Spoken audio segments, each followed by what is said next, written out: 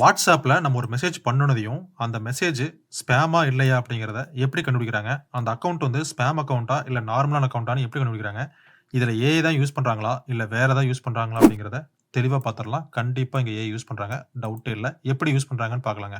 இப்போ for example ஒரு user வந்து புதுசா அக்கவுண்ட் கிரியேட் பண்றாங்க. அவங்க வந்து ஹலோன்னு சொல்லி வாட்ஸ்அப்ல டைப் பண்றாங்க. இப்போ இந்த மெசேஜ வந்து வாட்ஸ்அப் வந்து அனுப்புறப்போ, இந்த மெசேஜ படிப்பாங்களா? இல்ல இந்த யூசரோட பிஹேவியர் படிப்பாங்களான்னு பார்த்தீங்கன்னா, ஏஐ யூஸ் பண்றப்போ அக்கவுண்ட் கிரியேஷன் எப்படி பண்றாங்க? எவ்வளோ பேத்துக்கு அனுப்புறாங்க? எப்படி அந்த பிஹேவியர் என்னங்கிறத கண்டுபிடிக்கிறாங்க. இப்போ ஒரு ரியல் டைம் யூஸ் கேஸ்ல புதுசா நீங்க WhatsAppல ஒரு அக்கவுண்ட் கிரியேட் பண்ணிட்டு ஒரு 500 பேத்துக்கு ஒரே மெசேஜ் அனுப்புறீங்க. ஆனா 10 நிமிஷத்துல அனுப்பிச்சுடுறீங்க.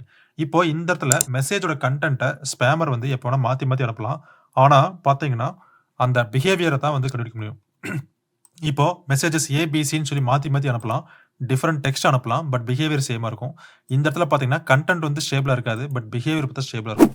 இது எப்படின்னு கேட்டீங்கன்னா, ஒரு யூசர் ஆக்டிவிட்டிய கண்டுபிடிக்கலாம். இப்போ ஃபார் எக்ஸாம்பிள் இந்த அக்கவுண்ட் கிரியேட் பண்ணி எவ்வளோ நேரம் ஆச்சு? எவ்வளோ மெசேஜஸ் அனுப்புறாங்க பெர் ஹவருக்கு? எதெல்லாம் ரிப்போர்ட் பண்ணியிருக்காங்க? யாரெல்லாம் பிளாக் பண்ணியிருக்காங்க?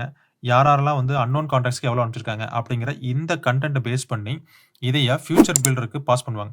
இந்த ஃபியூச்சர் பில்டர் என்ன பண்ணுவாங்கன்னா, ஏஐ மாடலுக்கு இன்புட்டா பாஸ் பண்ணோம்னா, ஸ்பேமோட ஸ்கோர் கிடைக்கும்.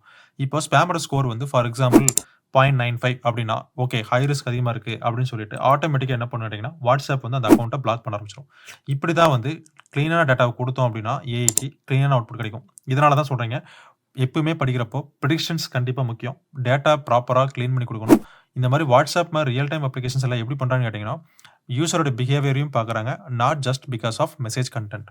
இந்த மாதிரி ஏஐ பத்தி தமிழ்ல ரியல் டைம் யூஸ் கேஸோட தெளிவா படிக்கணும்னு நினைச்சீங்க அப்படின்னா, நம்ம சேனல உடனடியா சப்ஸ்கிரைப் பண்ணுங்க, ஃபாலோ பண்ணுங்க. I will see in the next interesting video.